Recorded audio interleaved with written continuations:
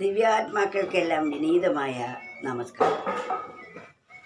സ്നേഹം, ദയ, കാരുണ്യം, പരോപകാരം, സത്യം, സമത്വം മുതലായ അനേക നല്ല ഗുണങ്ങൾ നമ്മുടെ മനസ്സിൽ ഇരിപ്പിടമായാൽ, നല്ല ഗുണങ്ങൾക്ക് നമ്മുടെ മനസ്സിൽ ഇരിപ്പിടമാണെങ്കിൽ നാം പരമസന്തുഷ്ടരായിരിക്കും.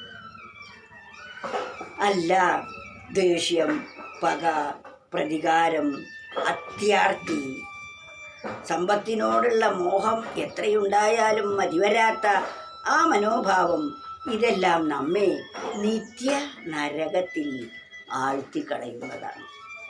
സമ്പത്ത് സുഖത്തിൻ്റെ ഉപാധിയല്ല. സമ്പത്ത് ദേഹം നിലനിർത്താൻ അനിവാര്യമായ ഒരു ഘടകമാണ്. ദേഹരക്ഷയ്ക്ക് മാത്രമേ ഇവിടെ സമ്പത്തിൻ്റെ പ്രസക്തിയുള്ളൂ. സമ്പത്തുണ്ടെങ്കിൽ മാത്രമേ വെയിലും മഴയും കൊള്ളാതെ ഈ ശരീരത്തെ സംരക്ഷിക്കാൻ പറ്റൂ. നല്ല പോഷകസമൃദ്ധമായ ഭക്ഷണം ഇതിന് കൊടുക്കണമെങ്കിലും സമ്പത്ത് കൂടിയേ കഴിയൂ.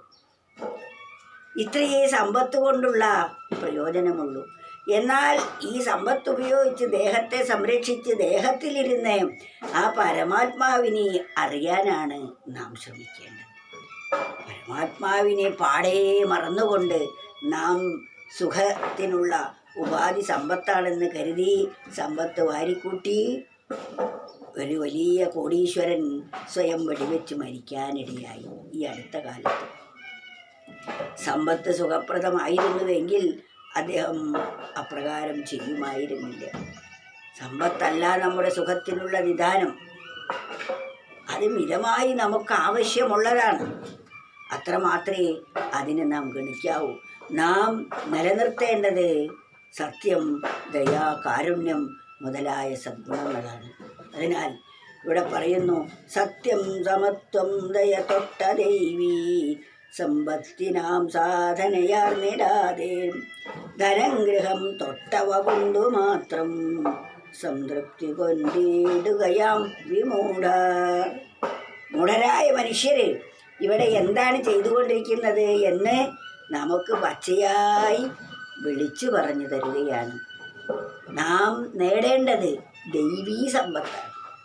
രണ്ട് തരത്തിലുള്ള ഗുണങ്ങളുണ്ട് നമുക്കൊക്കെ. ഒന്ന് ദൈവീ സമ്പത്ത്, മറ്റേത് ആസുരീ സമ്പത്ത്. ഈ ഇന്ദ്രിയങ്ങളിൽ കൂടി ഈ ലോക സുഖങ്ങളെല്ലാം അനുഭവിക്കുമ്പോൾ അതിൽ സ്വാഭാവികമായും രാഗ, ദ്വേഷ, കാമ, ക്രോധാദികൾ വളരും. നാം അശാന്തരാകും. അവയ്ക്കാണ് ആസുരീ സമ്പത്ത് എന്ന് പറയുന്നത്. പ്രതികാരം, ദേഷ്യം, പക, ഇതൊക്കെ ആസുരീ സമ്പത്താണ്. എന്നാൽ സത്യം, ദയ, കാരുണ്യം മുതലായവ ദൈവീ സമ്പത്താണ്. അതുകൊണ്ട് സത്യം, സമത്വം, ദയ തൊട്ട ദൈവീ സമ്പത്തിനാം സാധനയാർന്നിടാതെ. നമ്മൾ സാധന ചെയ്യേണ്ടത് സത്യം, സമത്വം, ദയ, കാരുണ്യം മുതലായ സദ്ഗുണങ്ങൾ നിലനിർത്തുന്നതിനാണ് നാം സാധന ചെയ്യേണ്ടത്. അത് ചെയ്യാതെ സത്യത്തെയും സമത്വത്തെയും ഉപേക്ഷിച്ചുകൊണ്ട് സമ്പത്ത് നേടാനായി നാം ശ്രമിച്ചാലോ ജീവിതം തന്നെ നാശത്തിലായിരിക്കും പര്യവസാനിക്കുക.